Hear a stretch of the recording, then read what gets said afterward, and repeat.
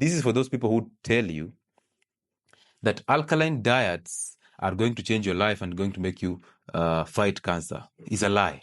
Again, this is the time we put our intellect aside and we focus on the common sense.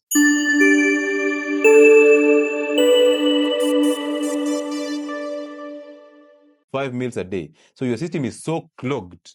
And then now you think the solution of your bloating and your absence of toilets is go to the pharmacy and buy a medicine to empty your gut. That's a waste of time. That's a waste of money. And the cycle will keep on going, coming and going, coming and going.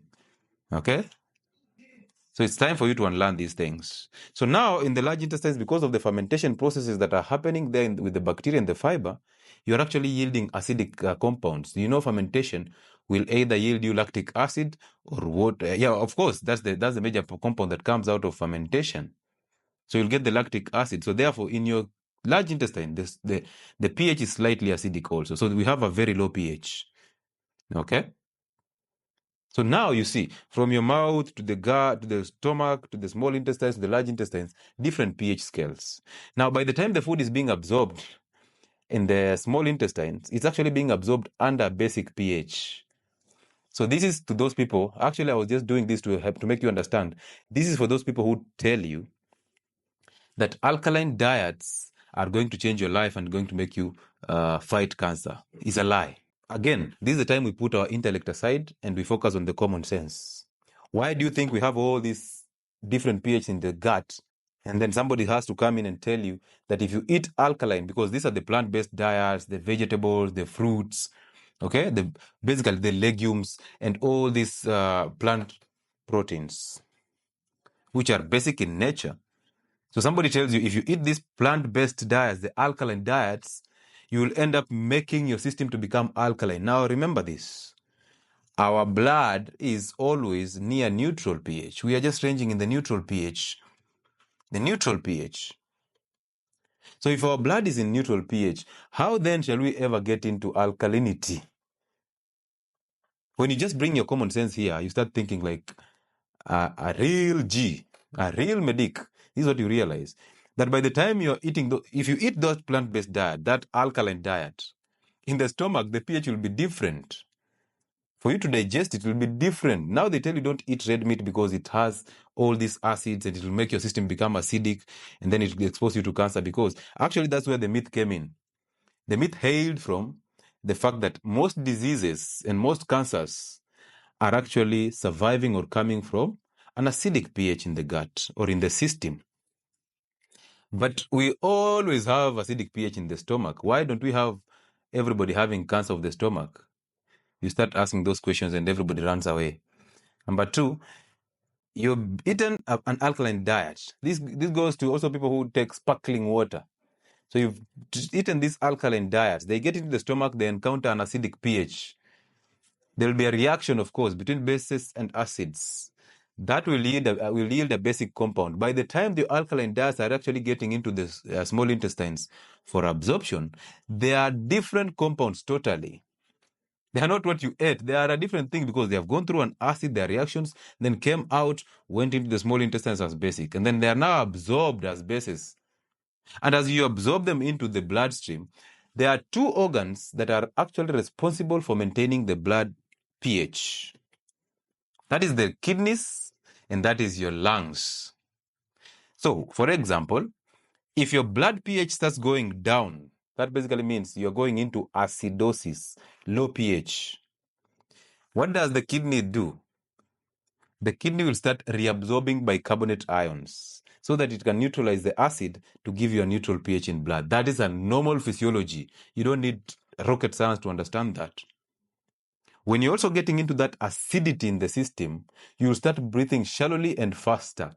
Why? Because the body has understood that this is acidosis and might bring problems, because an acidic pH around your cells is criminal, is death sentence. That is acidosis.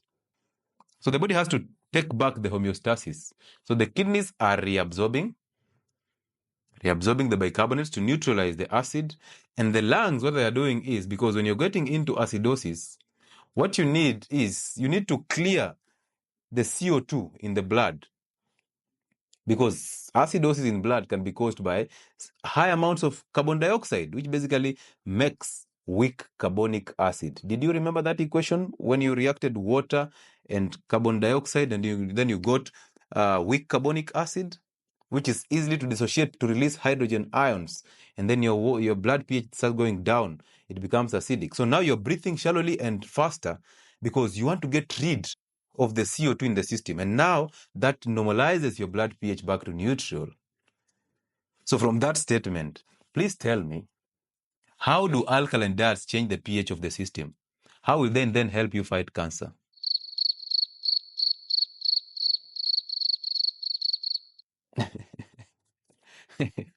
So you add something different, by the time it's getting into the bloodstream, it's different. It's now even neutral in the bloodstream. So how are we going to get this alkaline pH? And they keep on mentioning it all the time on these platforms. Oh, alkaline diets will help you recover from cancer. Oh, alkalosis. Oh, this and that. Oh, hey, the plant-based diets, the vegan diets are alkaline and they make your pH alkaline.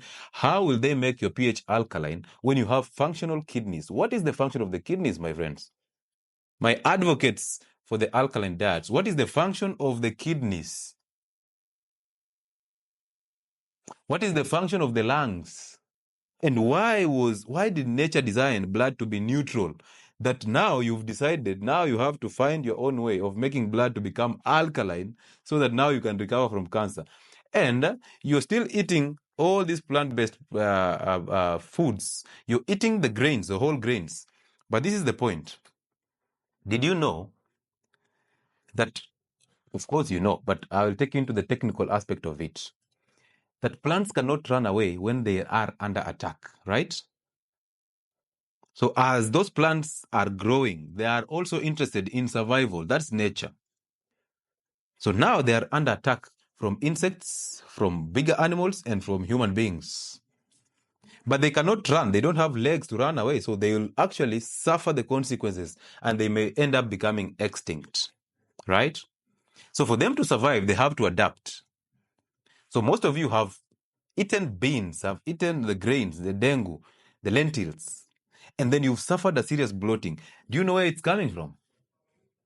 When somebody tells you to soak your beans overnight before you cook them, do you know why they're telling you that?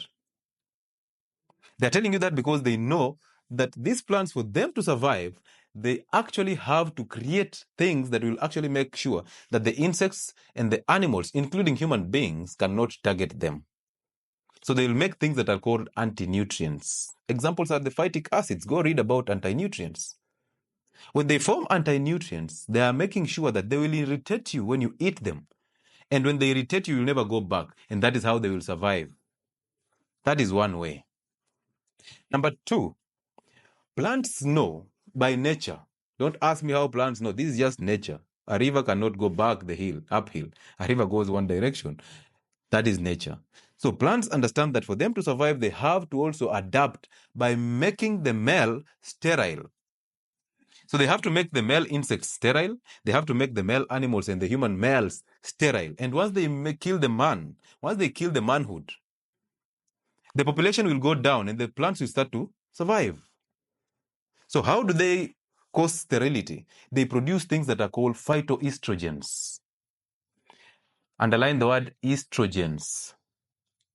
We've talked about estrogen in men before. We've talked about the man boobs. We've talked about the hips and buttocks in men. We've talked about emotional males that are 70% of the generation nowadays is males that are super emotional because of high content of estrogens. That is coming from alcohol. That is coming from taking water that has contraceptives, because women go take these contraceptives and they urinate in the rivers, and then men take this when they are taking showers. That the same contraceptives, the same estrogens are in GMO foods, the glyphosates. The same estrogen is fed by sugar and the energy drinks and the protein powders, the soy products that have high content of estrogen. Now, this one is another one. Phytoestrogens that are actually coming from the plants are actually intended to make the male sterile. So they will top up the levels of estrogen in men, and men become women. When that happens, reproduction goes down. And what is going to happen? The plants survive. So it's a survival mechanism and an adaptation mechanism for the plants. They are actually having fun when they are producing the phytoestrogens, because when the population of insects goes down, the plants are surviving.